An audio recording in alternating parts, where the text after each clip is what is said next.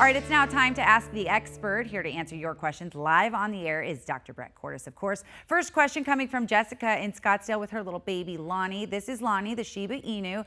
Is grain-free kibble for dogs healthy? Well, hi, Jessica. First, we got to talk about the Shiba Inu. This is a darling. breed full of character, and if you haven't seen one, they're fun. And so soft. Grain-free, that's a great question. I think it's fine. So the grain-free versus grain was a debacle that occurred with sort of formulas that were made grain-free, that in this case grain-free, where they reduced the grain.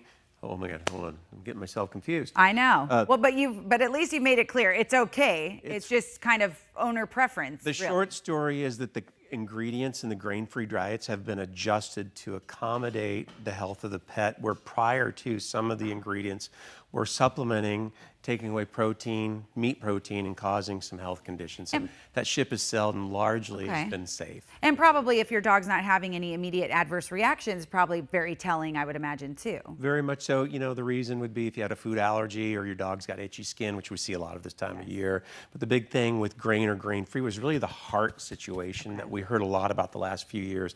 And those formulas have changed and improved. So I think we're at much less risk of a diet that's grain-free. Okay, all right. Let's go to Tom from Santan Valley. So I have a few plants outside, a mini palm, an aloe, and some flowers that we plant every spring. What should I avoid planting in the yard? Great question. Well, this is a beagle here. Good little beagle puppy. Oh, they're trouble. They'll get into everything. So nothing. Just strip the whole backyard clean. Yeah, I'm just kidding. Oleander, lantana, certain agave certain palms, and trim them up, keep them clean. And there's a lot of plants that you can eat that will cause serious irritation to your tummy, the lining of your stomach, vomiting, diarrhea, GI signs. Some can be very serious, like the oleander can cause neurologic disorders and seizures. So you really just got to watch your dog and know that he's not that kind of dog who's going to go get into trouble. And if so, maybe much more direct supervision outside. I was going to say, maybe don't leave him outside unattended, especially that cutie. Yeah. So adorable. Next question coming from Goodyear. So I just started feeding my dogs the Farmer's Dog Food. That's a brand. You have heard of that food? And if so, what's your opinion on it? I was cooking chicken and rice for my dogs and wasn't sure if they were getting enough vitamins in their food. This food has a lot of good references. Yeah, the farmers, well, hey, cooking for your dog, what a novel idea. What these guys have done is created a complete and nutritionally balanced cooked dog food, basically the same ingredients that you and I would eat and be comfortable eating, that are perceived as healthy and we think are healthy for your dog.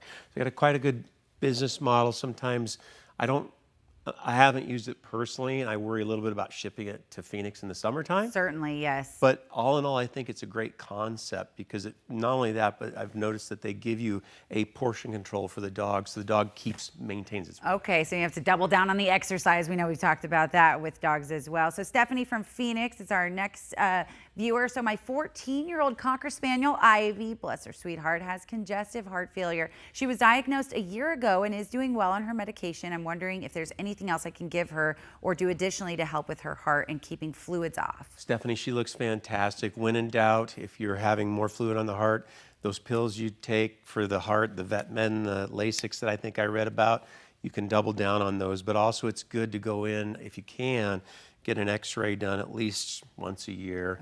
The things we watch for with heart disease that's progressing at home is make sure your dog's not coughing, make sure that their respiratory rate at rest is maybe below 30. If it's above 30, you should probably go in and make some meds adjustments. Okay, Dr. Brett Cordes, thank you so much. And thank you to all of our viewers for sending in photos with your questions.